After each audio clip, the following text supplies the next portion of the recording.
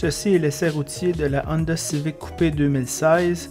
J'espère que vous allez trouver ça utile et intéressant. Les médias traditionnels nous laissent à croire que la coupé est très différente de la berline.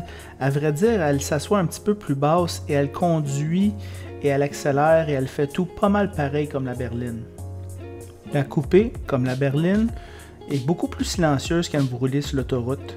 Alors ça rend la conduite plus agréable. Aussi, le rayon de braquage est très court, contribuant à un sentiment plus sportif quand on la conduit. Cette voiture vient avec des roues 17 pouces. L'ouverture de la valise est assez étroite, mais il y a quand même assez d'espace pour une coupée. Les bancs se plient 60-40 et se plient quasiment à plat. Quand nous ouvrons la porte, la solidité est évidente.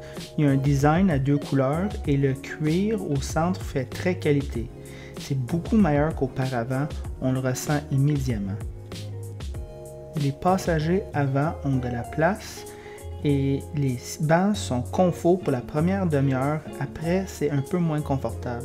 La visibilité, cependant, est très bonne pour une voiture qui est C-Design. Les bancs ont un beau look et le cuir est très doux. Somme toute, on se sent comme on est dans une voiture de 30 000 $ facilement ici.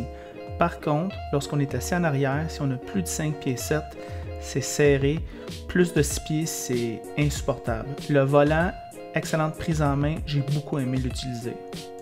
Cependant, le système de son, il joue très fort, mais il n'est pas qualité audiophile. La transmission CVT est excellente, le levier se prend bien en main et il y a vraiment un sentiment de solidité. Du côté du passager, on voit un tableau de bord avec des couleurs différentes et avec des plastiques qui sont doux au toucher, très qualité. Ce moteur magique de Honda a 174 chevaux et 162 livres de couple.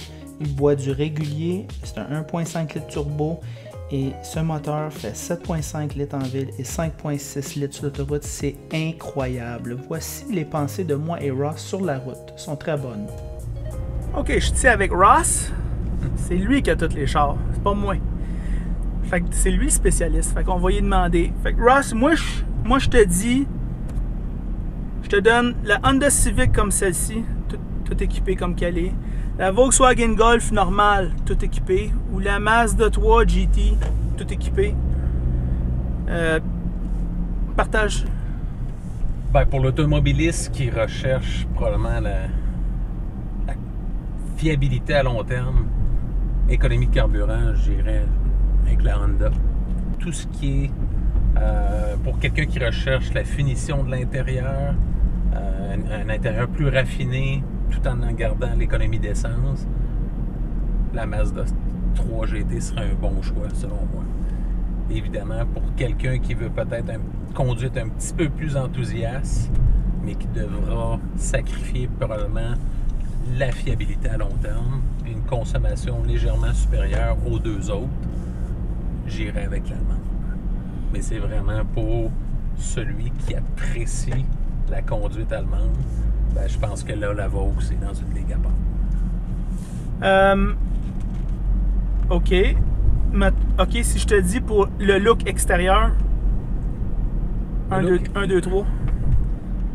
Look extérieur, je mettrais probablement la Mazda en premier lieu.